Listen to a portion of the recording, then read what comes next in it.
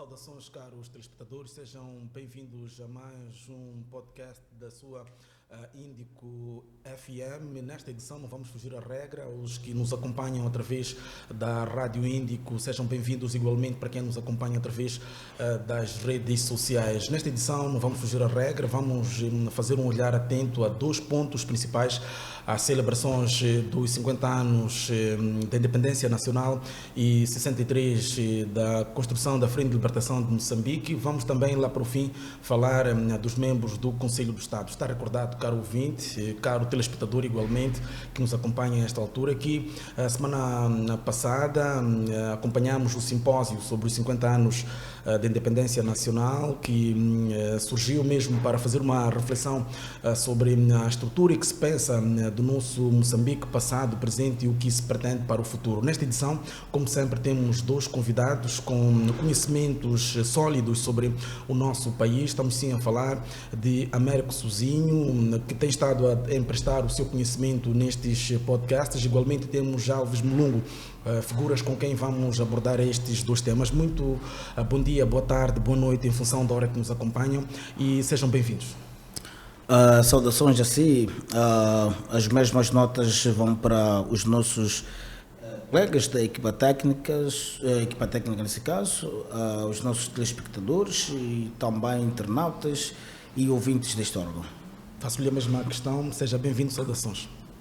Saudação a Cirrito, ao meu colega de painel, o Américo Sozinho, e em especial ao nosso caro telespectador e também ao caro ouvinte e aqueles que também conseguem nos acompanhar de facto na diáspora, estão saudados por nós.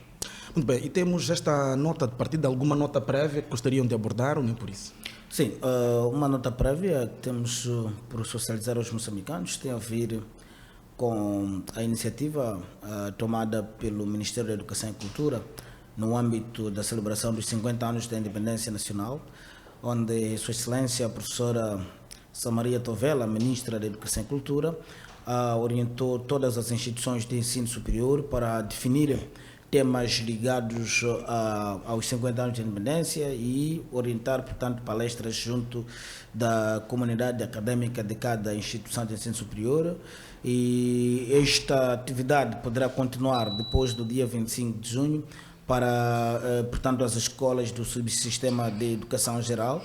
Então, isso significa que estamos a caminhar muito bem para a descolonização e a valorização, portanto, da cultura nacional, conforme sabem, que é preciso apelar aos moçambicanos para que valorizem aquilo que é nosso, e a formação do homem novo deve igualmente se acompanhar com ações concretas para que o nosso país tenha cidadãos cientes, conscientes, cidadãos que tenham, portanto, exercício da crítica construtiva, que é para construirmos uma nova sociedade rumo ao desenvolvimento socioeconômico vital de Moçambique todo. Mulungo, igualmente alguma nota prévia ou nem por isso? Bem, a minha nota prévia é uma espécie de esclarecimento, que é de facto um diretor de uma empresa da União Europeia que está ligada à questão de petróleo, que foi declarado persona non grata pelo Estado moçambicano. Ouviu-se muitas vozes no sentido de que não havia necessidade desta figura ter sido declarada persona non grata pelo fato do mesmo ter negado, se calhar, em parte, abastecer algumas viaturas e também aviões russos aqui em Moçambique, e não só por ter de facto participado em alguns esquemas de corrupção para ter os seus documentos viabilizados nas nossas instituições. Ou seja, as pessoas estavam a diminuir estes dois pontos como sendo eles tão normais no nosso Estado e não eram suficientes para que o indivíduo em causa fosse declarado persona non grata. O primeiro ponto é que Moçambique é um Estado independente, é um Estado soberano e precisa demonstrar de facto a qualquer tipo de cidadão que venha do estrangeiro a sua soberania. E isto é uma mensagem a todos os cidadãos de que estas questões de práticas de corrupção, esta forma de lidar com as instituições do Estado, ela não é normalizável no nosso país. É verdade que há algumas pessoas que tentam normalizá-lo, mas não é um processo na qual se aceita. Há, de facto, algumas punições que são previstas na lei e uma delas para estrangeiros é essa. O segundo ponto é que esta figura terá, de facto, justificado que não podia abastecer essas tripulações russas, porque a Rússia está, de facto, sancionada pela União Europeia e tendo em conta estas sanções, ele não podia proceder. Então, a pessoa, esta figura em causa, devia recordar que Moçambique é um Estado soberano, tem as suas próprias leis. A empresa, ela pertence sim à União Europeia, mas está no solo pátrio, está em Moçambique. Ela deve obedecer às nossas leis. E obedecendo às nossas leis, podia, de facto, abastecer as tripulações russas. Por quê? Porque a quando da adoção dessas sanções à Rússia, Moçambique não ratificou estas sanções, ou seja, não foi conivente, mas também não concorda com a invasão à Rússia à Ucrânia. Ou seja, Moçambique é um Estado que mantém-se neutro, porque nós, na nossa política externa, defendemos a autodeterminação dos povos, e uma invasão a um outro país significa uma violação a uma soberania. Nós defendemos a autodeterminação dos povos.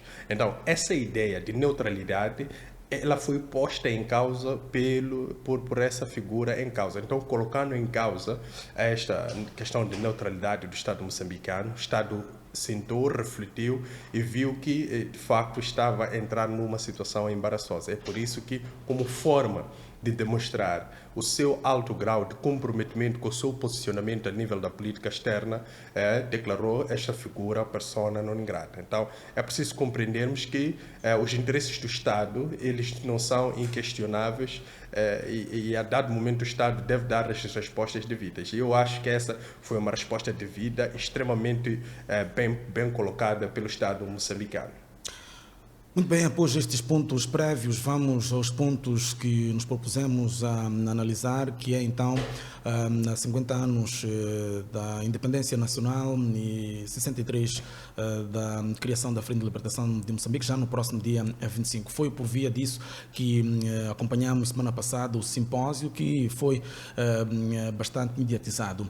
Olhando nesta perspectiva, a Suzinho certamente acompanhou que ilações é que se podem tirar deste simpósio dos 50 anos da independência nacional e 63 da criação da Frente de Libertação de Moçambique.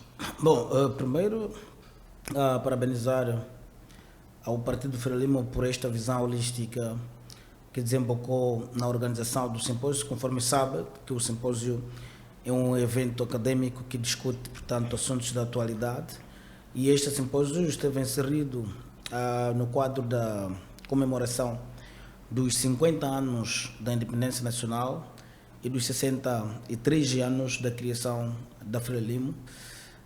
Avaliamos positivamente a iniciativa, porque existem até hoje no mundo países que estão a disputar os seus estados. Há países que não têm estado até essa altura, e o Moçambique tem o estado, a mercê da luta e entrega, portanto, dos moçambicanos, depois da união dos três movimentos, formando assim a Frelimo. Por isso que era importante discutir essas matérias, e o simpósio, na minha opinião, também acabou se caracterizando como um ambiente democrático, onde cada participante tinha de emitir aquilo que é o seu ponto de vista, contributos relevantes e também críticas construtivas caracterizaram este evento organizado por este partido que está a governar o país. Eu tenho dito de que o Partido Frelimo, enquanto formação política, consubstancia-se com outros, mas a diferença é que o Partido Frelimo tem elevada responsabilidade pelo fato de estar a administrar, portanto, a nação moçambicana.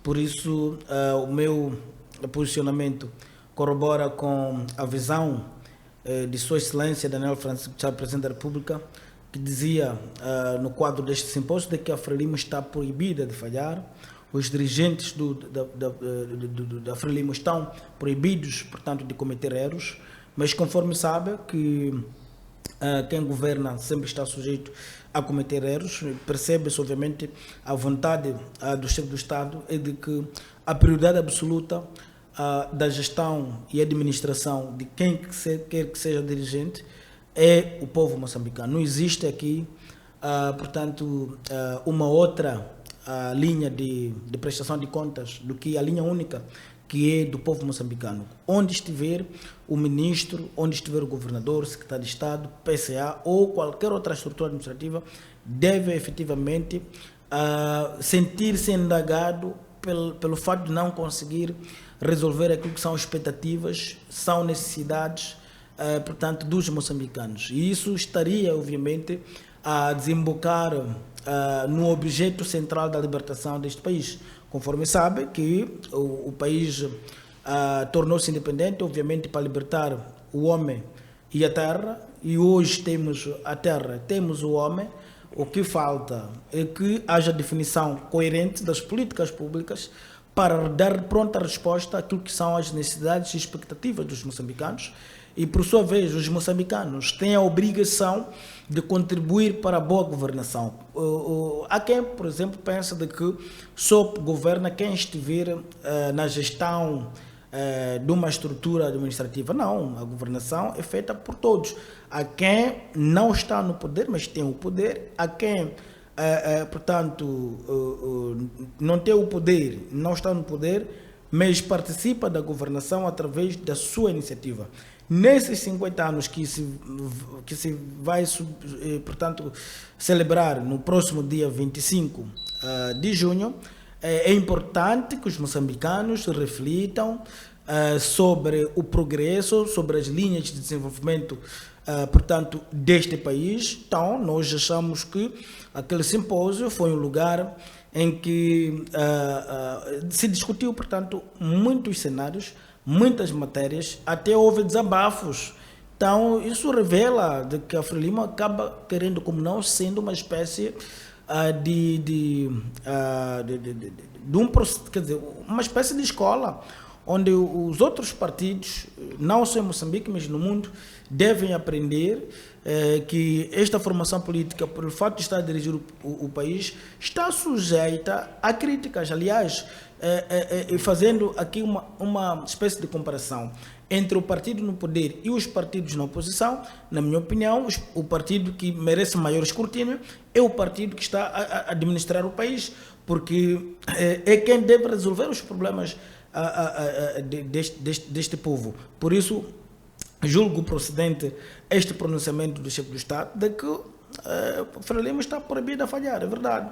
E fundamentalmente neste período, conforme sabe que nós temos vindo a apelar que todos os gestores públicos devem assumir as suas posições com enorme responsabilidade, porque estamos em 2025. Administrar um povo em 2025 é diferente de administrar o mesmo povo em 1975. Então, 50 anos para cá, quer dizer, as metodologias usadas para a governação devem evoluir e se conformar àquilo que é a exigência da atual dinâmica. Também perceber de que existem paradigmas que devem ser desconstruídos, tendo em conta o momento. Por exemplo, hoje não se vende o discurso de libertação do país.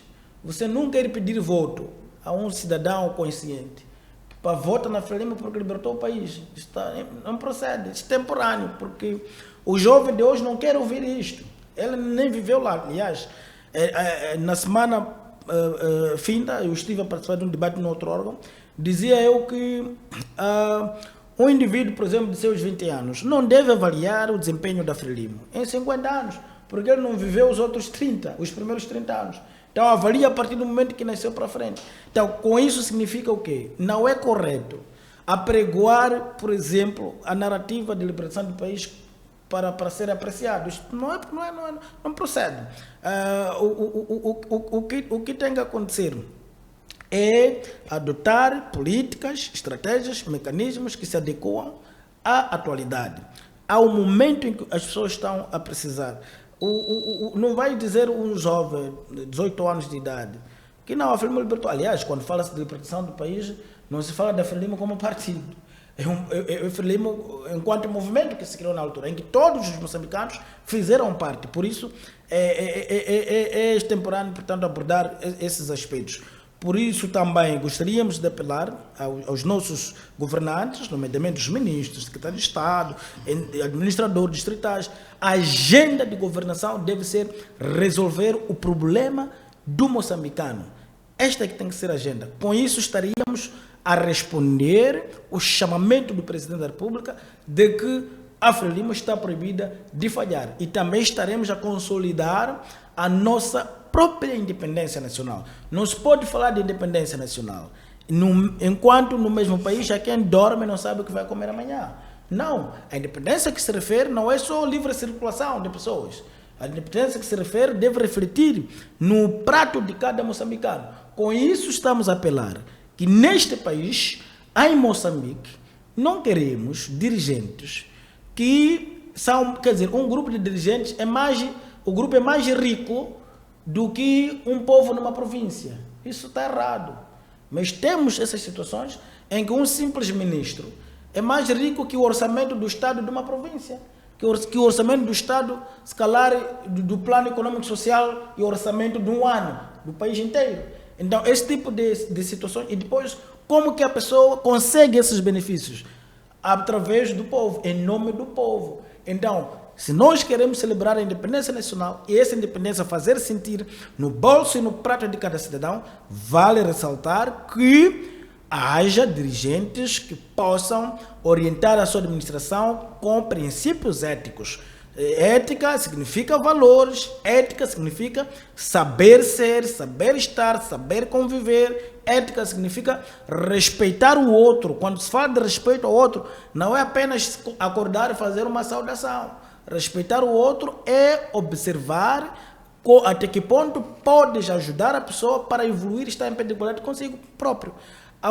Eu estive a participar de uma palestra ligada à filosofia da educação. Estávamos a dizer, do ponto de vista tradicional, vais perceber, se um branco traz um projeto diante do outro branco, o outro vai dizer, estás de parabéns, força, e apoia a iniciativa. Mas se for um negro a trazer projeto para outro negro, você vai para onde com isso aí?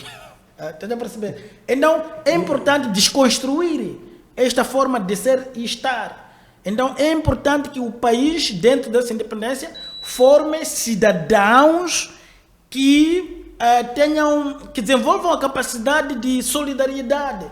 Deve existir uma solidariedade entre os moçambicanos.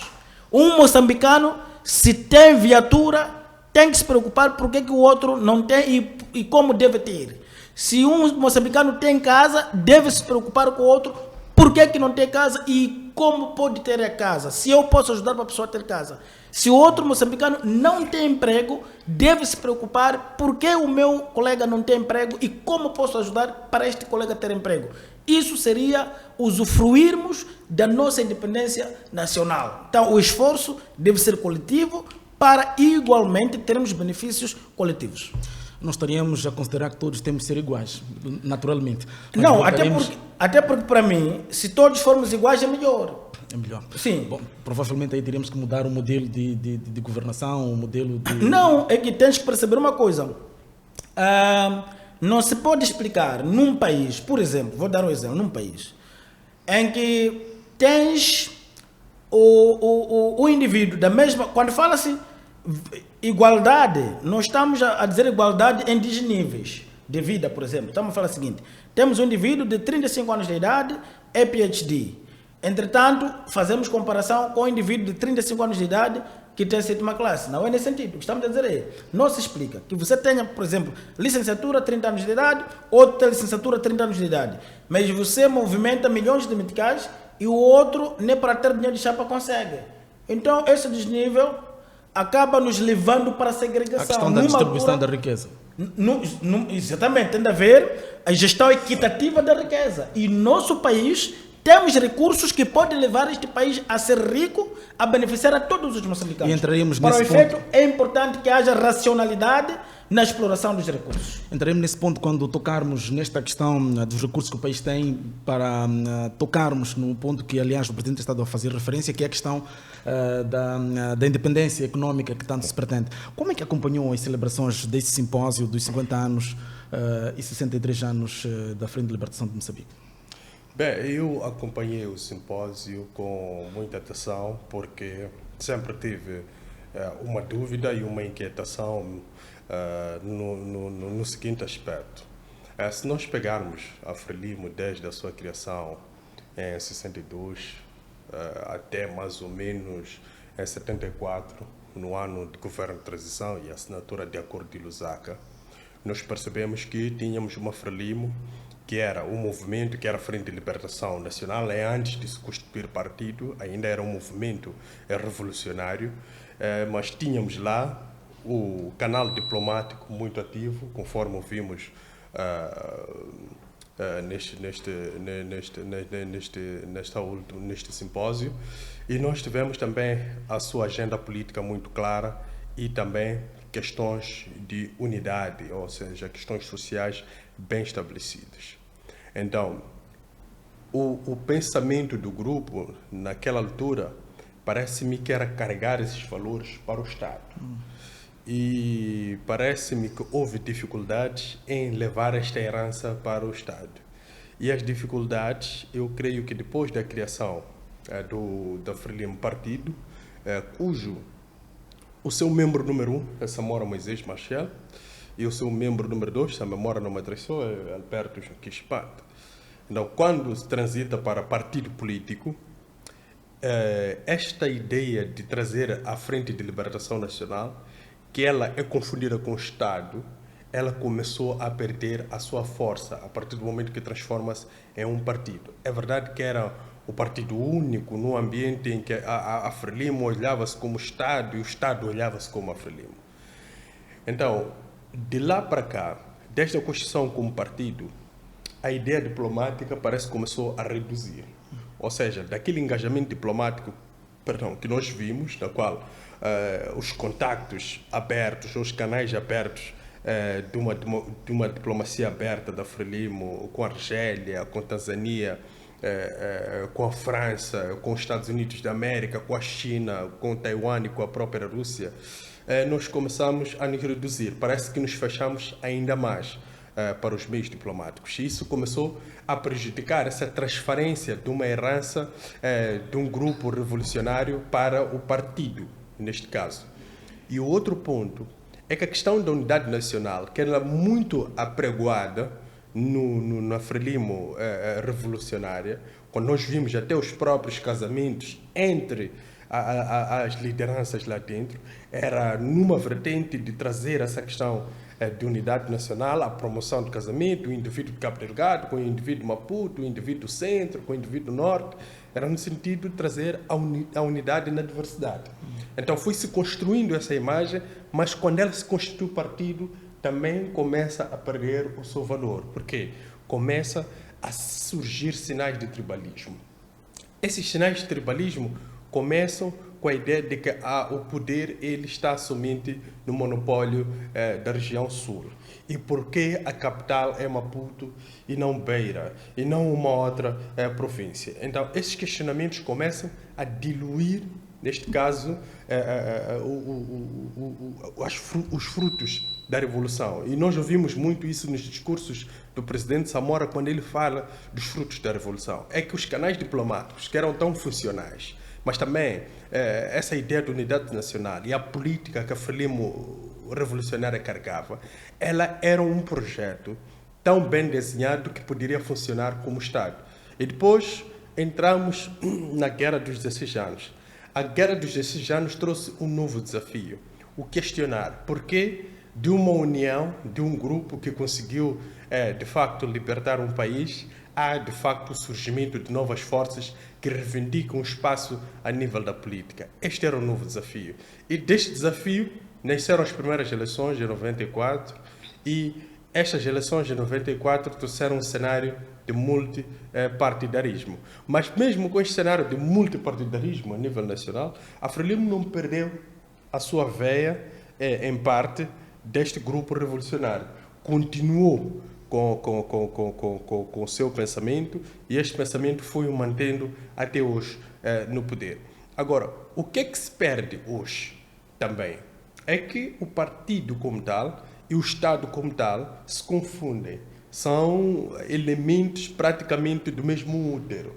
Então, há uma dificuldade em distanciar uma da outra. E esta dificuldade de distanciar uma da outra é que quando uma está em crise, afeta a outra e vice-versa. Então, nós estamos numa situação em que os nossos canais diplomáticos, nesse momento, nós ouvimos muito no simpósio Carlton Cadeado, por exemplo, a trazer essa vertente de que parece que Moçambique sabia muito bem comunicar quando ainda tínhamos a Frelimo revolucionária, mas depois da ascensão ao poder, depois da independência, parece que teve mais dificuldades de comunicar. Ou seja, a marca que nós temos internacionalmente, para quem conhece Moçambique através do presidente Samora, conhece Moçambique através da Lourdes Mutola, que o próprio Carlton Cadeado levantou lá. Então, eram estes pontos que nós temos e hoje conhece Moçambique, a título de exemplo, no Brasil, em parte por causa do Azagaia. Porque ele levou Moçambique para fora, é verdade, com um estilo característico de música, de intervenção social, mas ele levou Moçambique para fora.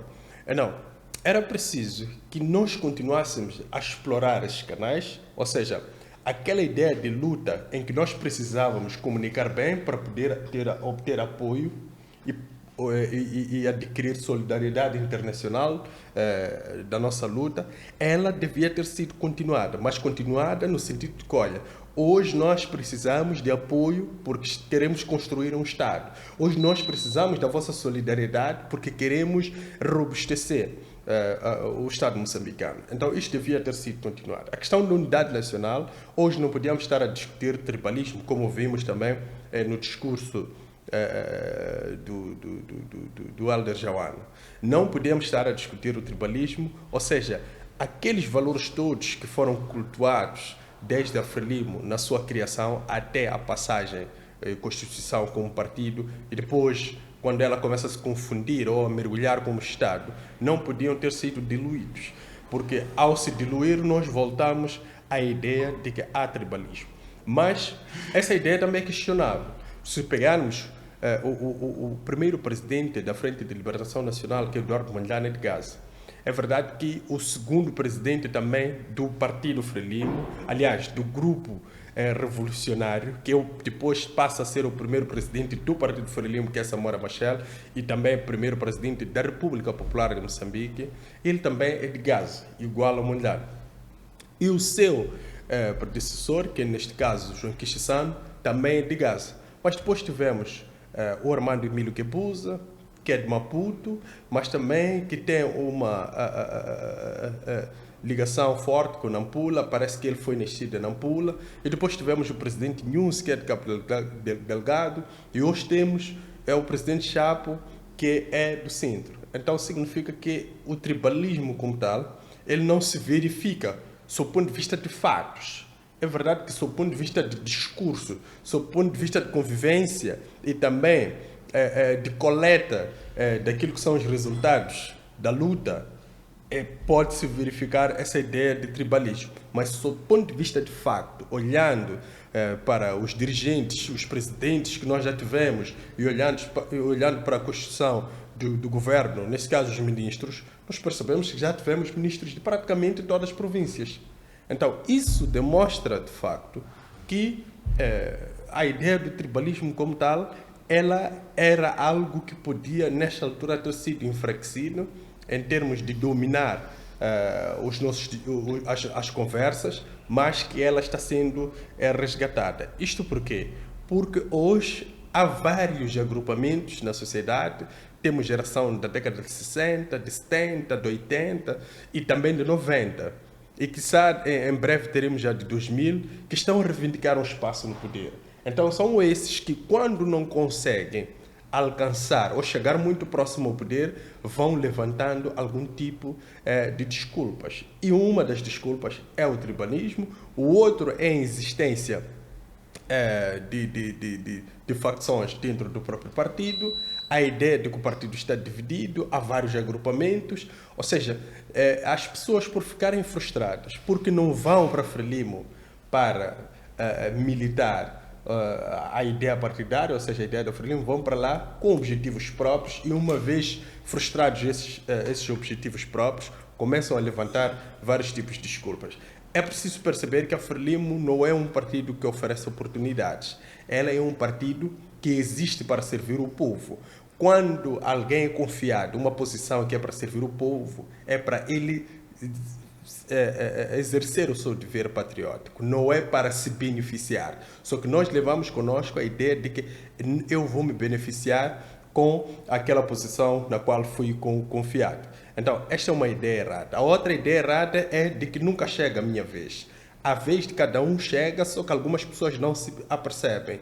Quando é nomeado para delegado, ou seja, um elemento de mobilização, essa é a sua vez, chegou. Só que nós já almejamos coisas grandes, é verdade e é importante por causa da nossa própria ambição. Mas é preciso perceber que posições de grande relevo não são abertas para todos.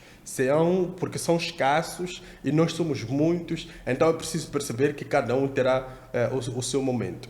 Então, esta é a radiografia dos 50 anos da Frelimo Partido, mas quando nós pegamos os poucos anos de existência do grupo revolucionário, percebemos que, em termos políticos, em termos diplomáticos, em termos de unidade nacional, o pouco tempo que o grupo revolucionário teve, conseguiu, de facto, criar uma base muito sólida em relação ao tempo que nós temos aqui presenciado, ou seja, os 50 anos da Frelimo.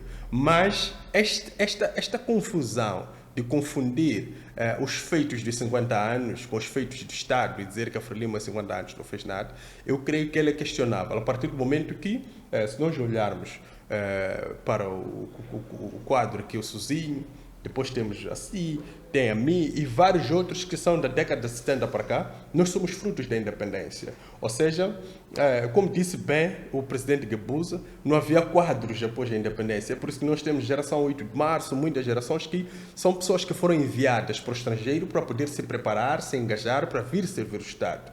Então, hoje, nós temos massa crítica, temos pessoas que fazem, de facto, o valer a sua posição, onde se encontram, mas temos aqueles que não fazem bem o seu trabalho nos postos em que são confiados. Ou seja, temos uma miscelânea. Mas antes nós não tínhamos alternativa, não tínhamos escolha, tínhamos de facto aquilo que estava na mesa e a liberdade de escolher entre aquilo que existe. Então, é preciso compreender que muita coisa foi alterada, a dinâmica da política é outra. Hoje percebe-se que há uma necessidade de usar uma rede como Facebook, como WhatsApp, para poder fazer campanha, se comunicar com o eleitorado. Ontem isso não era necessário, era só mobilizar o secretário do bairro, que ele mobilizava o povo e fazia essas ofensivas de Samora Machel. Então, estamos aqui perante a uma metamorfose, mas essa metamorfose, ela carece de uma compreensão genuína e de uma reflexão profunda dentro do próprio partido para que tenhamos, de facto, resultados satisfatórios a cada eleição. Muito bem. Uma das questões que abordou esta sessão, este simpósio trouxe é a questão da independência econômica. E aqui eu gostaria que fizesse comentários em torno, tanto de um dos oradores, no caso, o sociólogo Helder Joana, em que fazia referência à mudança de mentalidade para se conquistar, portanto, esta independência econômica. Tem o mesmo posicionamento? Como é que acompanhou, muito particularmente, o orador Helder Joana? Bom, primeiro dizer que é uma abordagem naquele contexto aceitável. É aceitável porque, de facto, é importante que se exerçam algumas verdades à superfície. E independência econômica obviamente deve ser a nova luta de Moçambique envolvidos 50 anos, é preciso lutar para a independência econômica, evitar depender sempre o apoio externo para desenvolver, portanto, e materializar as políticas públicas definidas aqui no solo pátrio. Conforme sabe, que muitas das vezes o financiamento externo acaba tendo o poder de imposição naquilo que devem ser as realizações dentro do nosso país. Se prestar atenção no discurso de tomada de posse do presidente Daniel Chapo, teria dito de que existem setores públicos no país que configuram uma questão de independência, como a situação da educação, da saúde, entre outras áreas. Então é importante que as políticas públicas definidas para a educação, para a saúde e para outras áreas, como segurança, etc., tenham um financiamento próprio, nacional. Não precisamos de depender sempre o apoio externo, porque o apoio externo condiciona a implementação daquilo que são as políticas e estratégias desses setores. Para termos independência econômica, é fundamental que se aposte na formação do capital humano.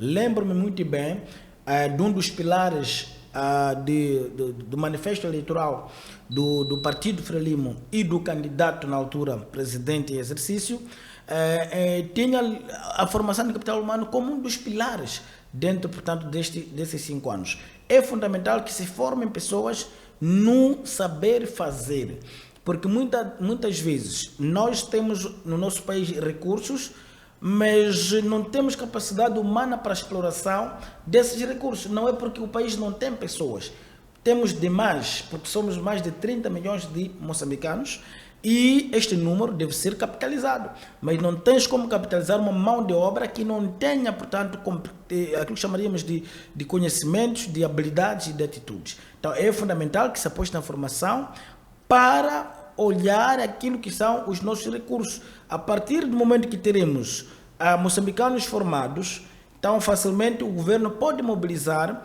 um investimento estrangeiro para instalar aqui indústrias e colocarmos os moçambicanos a explorar os seus próprios recursos e a desenvolver, portanto, Moçambique. A produzir dinheiro para imposto, nesse caso o Estado vai tributar, vai ter dinheiro para construir mais escolas, mais hospitais, mais estradas, mais, portanto, recursos hídricos para o consumo direto e, quiçá, criar condições para que haja produção e produtividade agrária. Isso vai permitir que a nossa economia seja, portanto, galvanizada e, por via disso, condições de desenvolvimento estarão criadas. No lugar de termos sempre moçambicanos a abrirem fronteiras à procura de melhores oportunidades, então Moçambique poderá, obviamente, abrir as fronteiras para receber mais pessoas a trabalhar, portanto, nas nossas indústrias aqui em Moçambique. Com isso, nós estaríamos a se tornar um país muito equilibrado do ponto de vista econômico,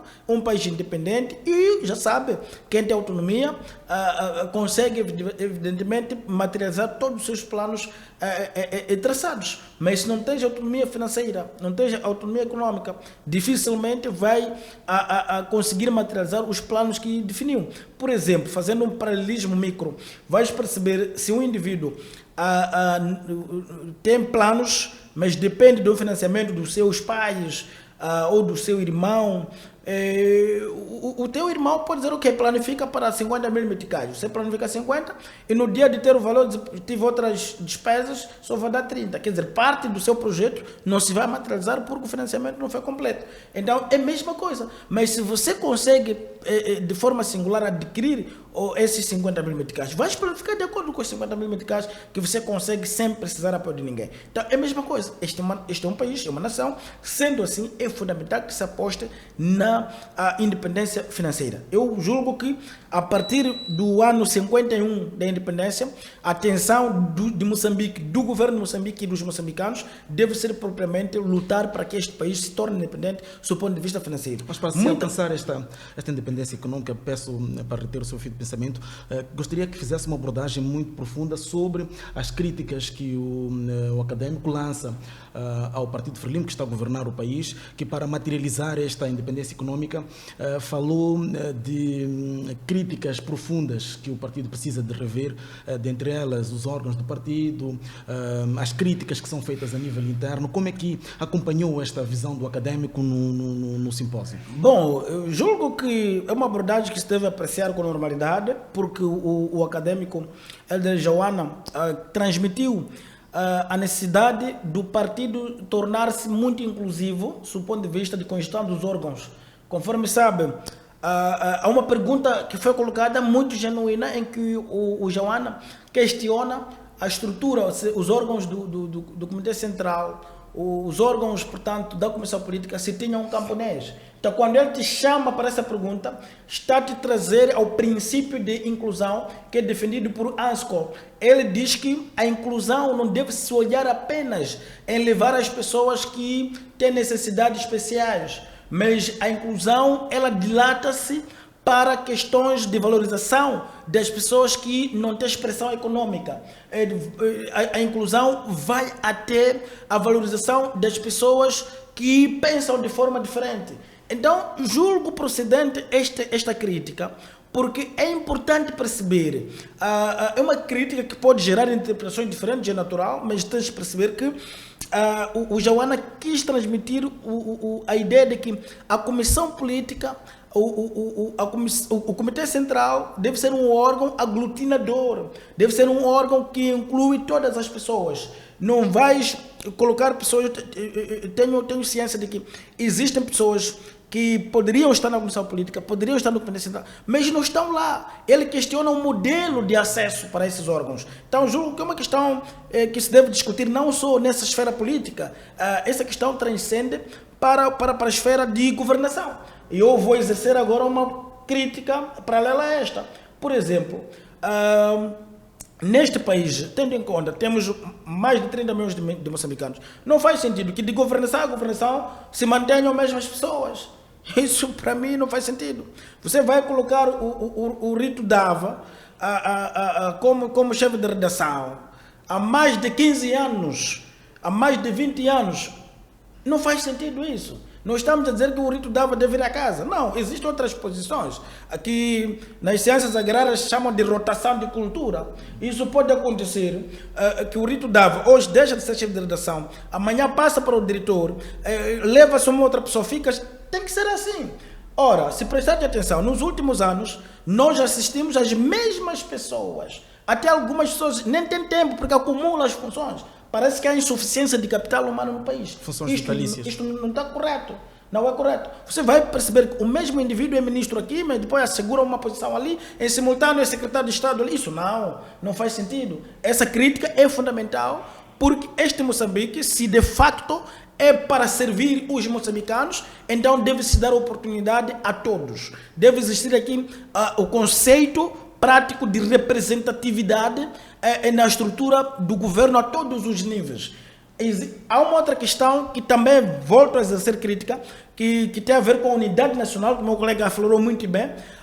Não se pode falar de unidade nacional, por exemplo, no universo de 10 pessoas do norte, está lá uma pessoa do sul e a outra do centro. Depois você chama de unidade nacional. Não, isso não é unidade nacional. Isso é fazer de conta, numa linguagem mais elementar. É fazer de conta. Isso não é unidade nacional. Então precisamos de apelar, celebrar os 50 anos olhando também neste prisma, em que se fala de unidade nacional, uma representação verdadeira.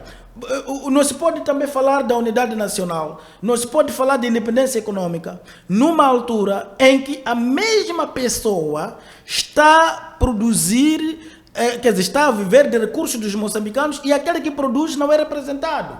É importante, Dava, que, por exemplo, na Assembleia da República, tenhas lá um médico, tenhas lá um polícia, tenhas lá um professor, tenhas lá um camponês, tenhas lá um enfermeiro que efetivamente vai defender os interesses da classe que representa.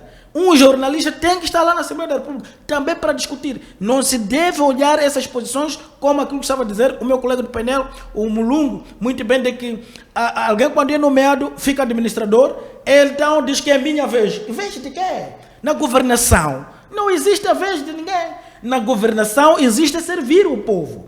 Porque as pessoas têm a consciência de que quando são nomeadas para exercer uma posição, então o objetivo é ir explorar os recursos ao seu benefício. Por isso dão esta denominação de minha vez ou sua vez. Então isso tem que acabar. A pessoa quando é nomeada tem que ter consciência de servir. Saber obviamente que vai para lá para dar o seu máximo, sua energia, seu conhecimento para desenvolver aquela comunidade.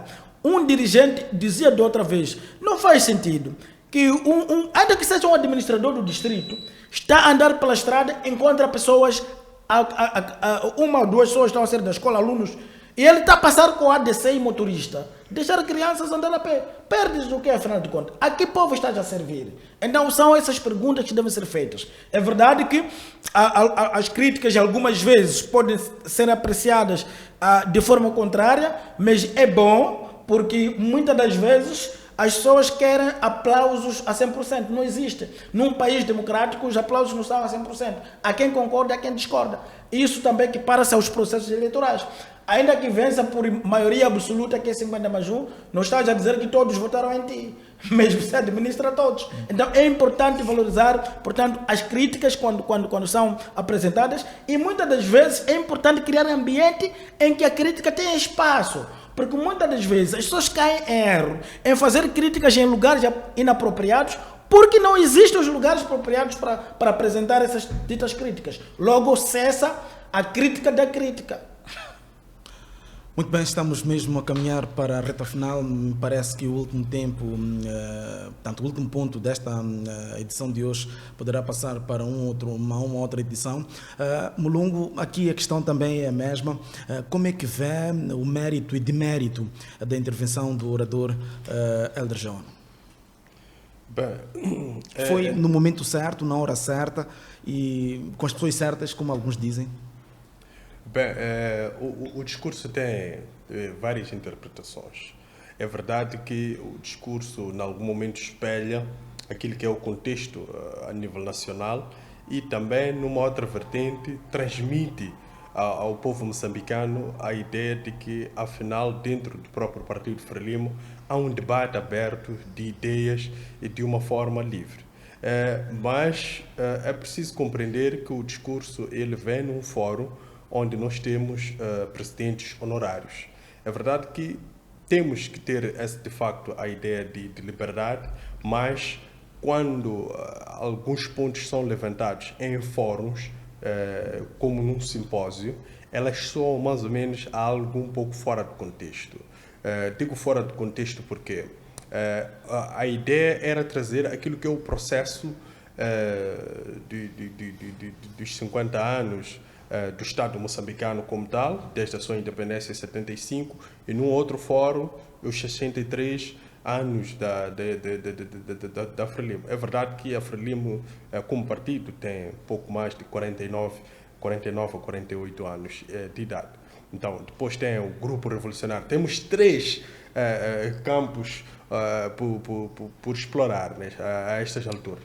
Mas era, de facto, um ambiente propício para debruçar em torno desses elementos que eu aqui levantei. Agora, quando nós ouvimos o discurso, que é muito bem estruturado do Hélder João, trouxe lá pontos que são cruciais, principalmente para a nossa atualidade, mas, ao mesmo tempo, esses pontos estão um pouco fora de contexto, como já levantava, porque não conseguiam, de facto, refletir um processo todo como tal da Frelimo dentro daquilo que é o padrão de governação.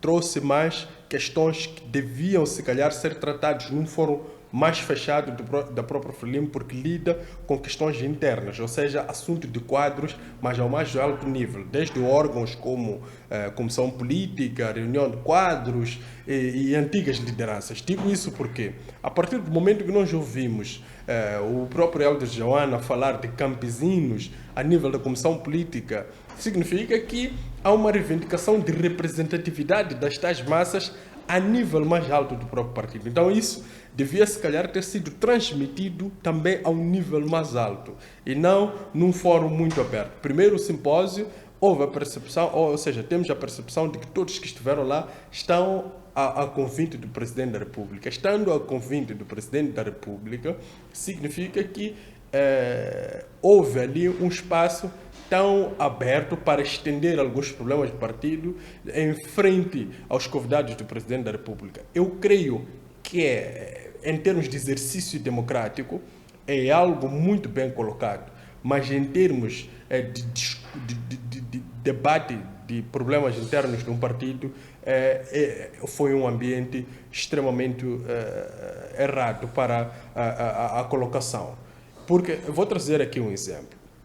Não faz sentido que os problemas de um casal eles sejam debatidos na rua. É verdade que hoje em dia nós temos as redes sociais, consegue-se debater alguns problemas de casais, mas não são fóruns apropriados para debater este tipo de assunto, porque isto, de facto, é algo que cabe somente ao casal discutir a nível interno, trazer soluções e depois, se calhar, a comunidade no geral verá este casal de mãos dadas a caminhar e terá a percepção de que, afinal de contas, houve uma resolução. Então, a Frelimo, a partir do momento que ela vai, de facto, projetar bons resultados da governação, vai trazer bons resultados nas próximas eleições, tanto autárquicas como as gerais, isto vai traduzir-se na ideia de que os problemas a nível interno já foram colmatados.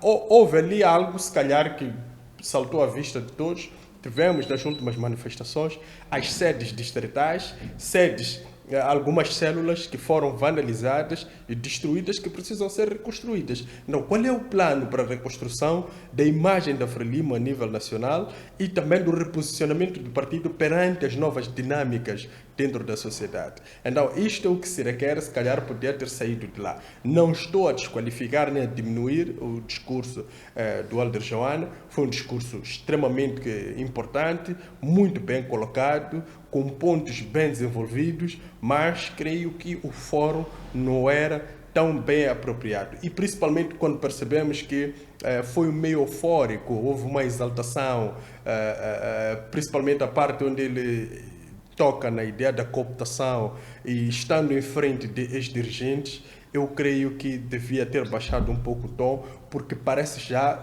estar à margem daquilo que nós conhecemos como faltar com respeito. Então, é preciso ter muita atenção a algumas colocações, sob pena de amanhã ser chamados à razão e nós começarmos a trazer o discurso de vitimização ou de estar a ser perseguido a nível interno, enquanto é somente uma questão de ter maneirismos dentro de uma organização. Estamos, como bem fizemos referência, já no fim desta edição. A última questão que coloco é, daqui em diante, como é que o partido, aliás, foi bem dito pelo próprio académico, que o partido deve estar aberto a críticas. Não existem, portanto, homens ou indivíduos ou membros do partido que, ao apresentarem uma crítica sobre um determinado ponto, já não são do partido.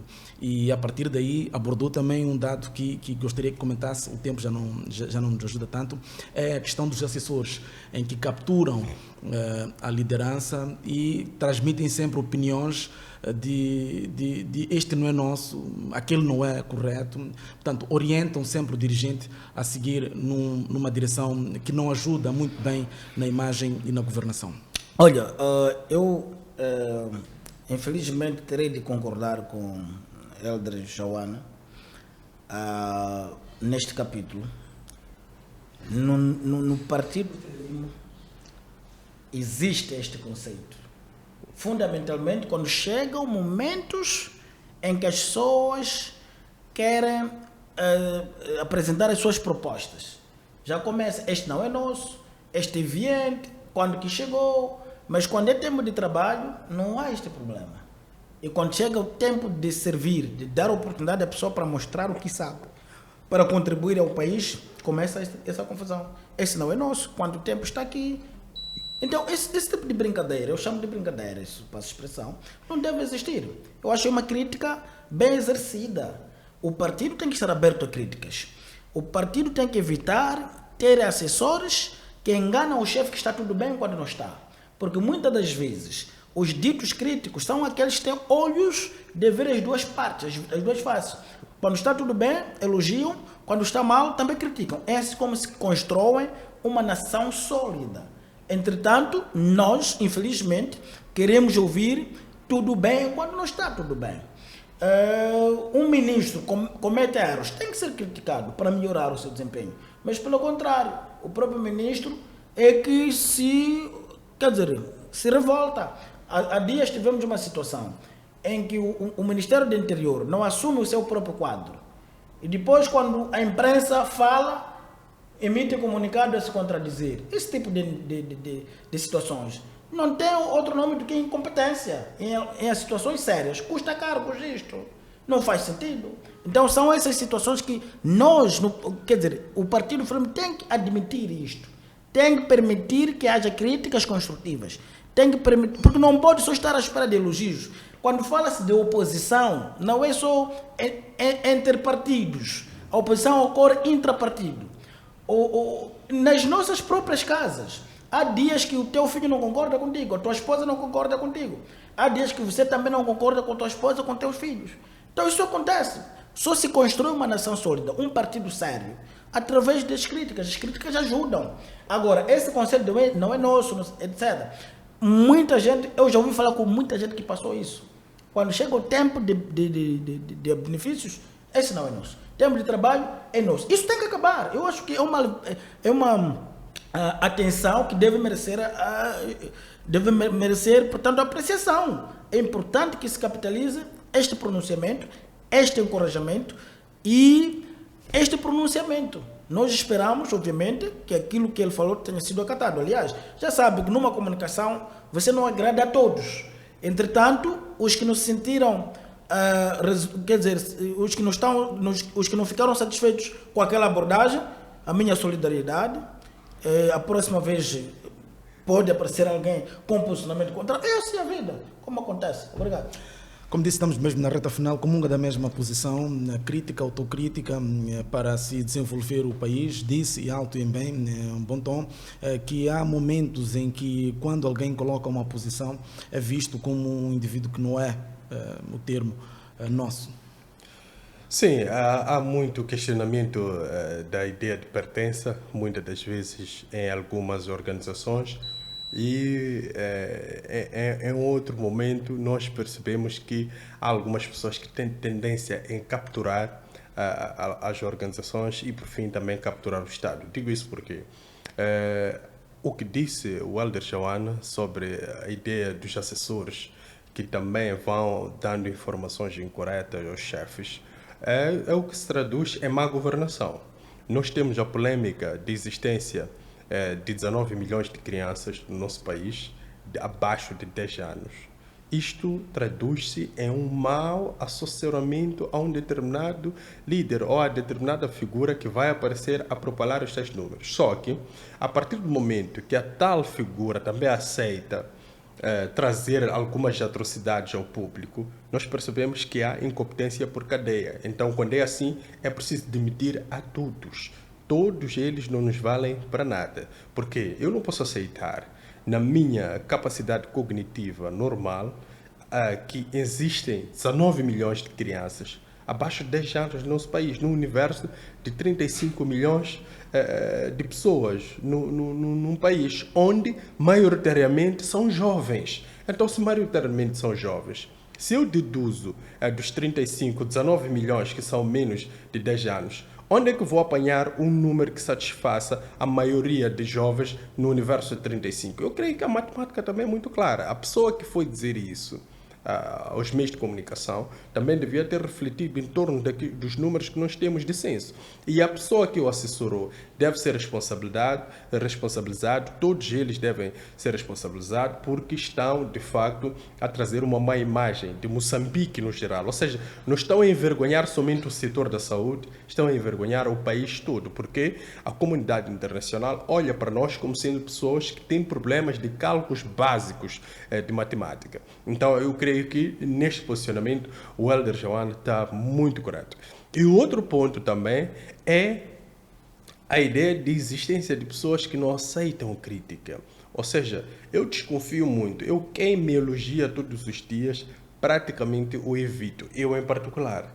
Porque eu adoro pessoas que fazem crítica, porque as pessoas que me fazem crítica me trazem desafios, o exercício de pensar e o exercício de responder e o exercício de tentar perceber o que é que esta pessoa está a tentar construir como crítica, o que é que está a tentar transmitir à minha pessoa. E esse exercício podia ajudar a muitos dirigentes do nosso país a refletir em torno daquilo que são os problemas do país, porque não está-se a fazer crítica à pessoa do ministro ou à pessoa do presidente, está-se a fazer crítica ao seu trabalho, às suas atividades. Então devemos saber dividir em boa parte estes ambientes. O outro, porém, é a questão da independência econômica. Disse muito bem o magnífico reitor da Universidade Joaquim Chissano, Dr. João Barros, de que Moçambique não tem empresas. É difícil olhar para alguém que tem uma banca, uma ferragem, ele a se auto-intitular empresário enquanto ele é comerciante. Então, a partir do momento que nós temos essa confusão de alguém que está numa ferragem, numa banca de tomate, de bolacha, na sua mercearia, se auto-intitular empresário, significa que alguma coisa está a falhar. Então, podemos buscar modelos como as do Coreia do Sul. Coreia do Sul apostou muito em capital humano, é por isso que hoje há várias empresas dentro da Coreia do Sul de capacitação de pessoas para poder entrar nas universidades e para poder obter notas extremamente elevadas a nível daquilo que são os seus testes. Então, eu acho que podia-se buscar esses modelos para Moçambique, capacitar seu capital humano, para que este capital humano compreenda o seu papel dentro de uma determinada comunidade. E é isto que ia trazer bons resultados. Evitaríamos ter esses garimpeiros que nós temos que colocam as suas vidas em risco, a pessoa não valoriza a sua própria vida, mas porque quer o pão, vai para lá num garimpo, numa situação que não há verificação nenhuma de segurança, se expõe e acabamos tendo algumas tragédias. Então, para evitar isto tudo, é preciso que haja uma capacitação, é preciso que haja uma escola com qualidade. É por isso que o próprio presidente Samora dizia, e muito bem, fazer da escola a base para o povo tomar o poder. Não é tomar o poder político ao mais alto nível, mas é tomar o poder de compra, tomar o poder de decisão, tomar o poder de poder desenvolver as comunidades e desenvolver toda uma nação. Muito obrigado por aqui. Ficamos, prometemos voltar muito brevemente para juntos analisarmos os temas que marcam a atualidade nacional hoje. Tivemos dois convidados com quem abordamos este tema, estes dois temas, supostamente o último fica para a próxima edição, Américo Sozinho e igualmente Alves Mulungo, que ajudaram-nos a compreender este simpósio sobre os 50 anos da independência nacional e 63 da criação da Frente de Libertação de Moçambique. Por aqui ficamos, prometemos voltar muito brevemente. Aquele abraço.